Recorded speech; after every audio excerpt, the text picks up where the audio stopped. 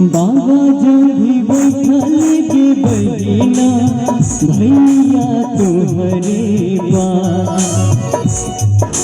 बाबा जोगी बैठल के बहिना भैया तुम्हारे पास। चंदा जैसन मुहारा के बहिना काहे कैले छे उदास। चंदा जैसन मुहारा के बहिना काहे कैले छे उदास।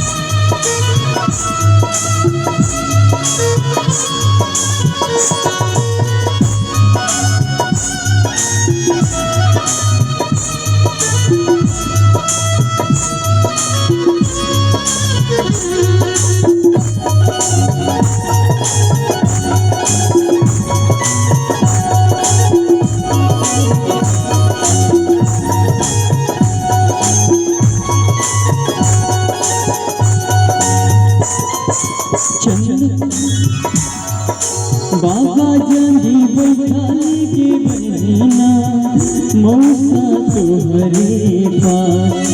बाबा जोगी बैठल के बहिना मौसा तुम्हारे पास। चंदा जैसन मुखरा के बहिना काहे कैले छे उदास।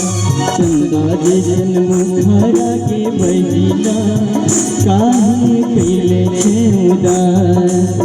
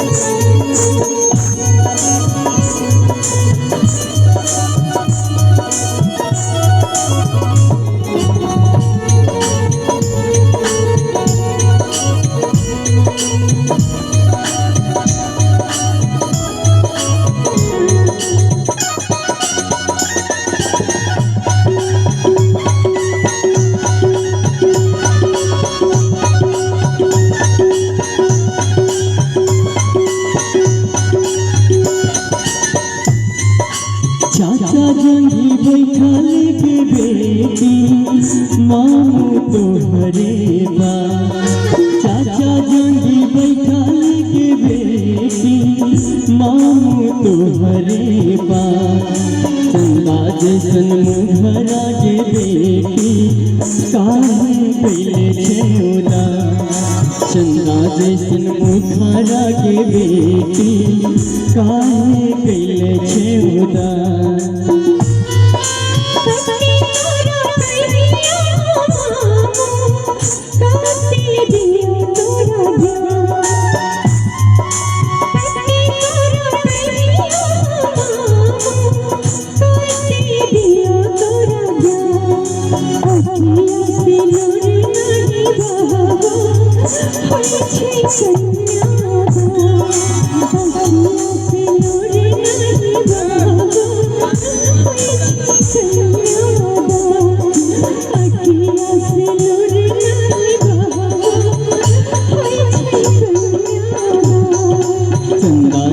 मुखरा के बहिना काहे कैले छे उदास।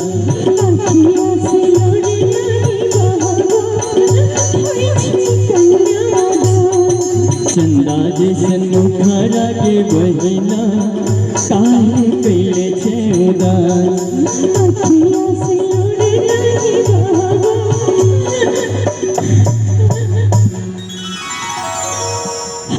छेक